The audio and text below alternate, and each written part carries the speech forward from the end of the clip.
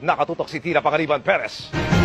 Nakuha ng GMA News ang liham na ito mula sa isang reliable source sa kampo ni Ramil Madriaga.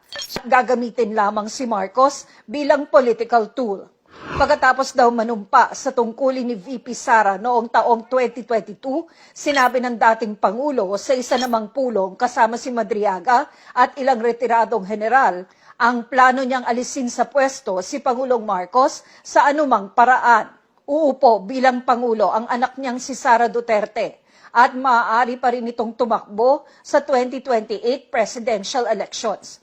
Dagdag pa raw ng nakatatandang Duterte. Alam daw ni Pangulong Marcos na bababa siya sa pwesto sa 2025 at ibibigay ito kay VP Sara.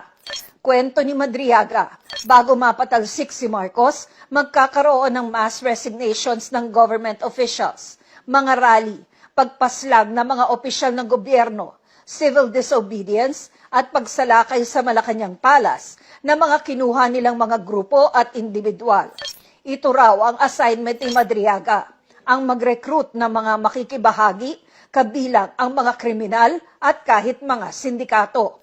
At kapag nagkakagulo na, ito raw ang magiging daan para magsagawa ang militar ng kudeta. Kung hindi raw kusang bababa sa pwesto si Marcos o mag-excel sa Amerika, papatayin daw ito. Si Marcos.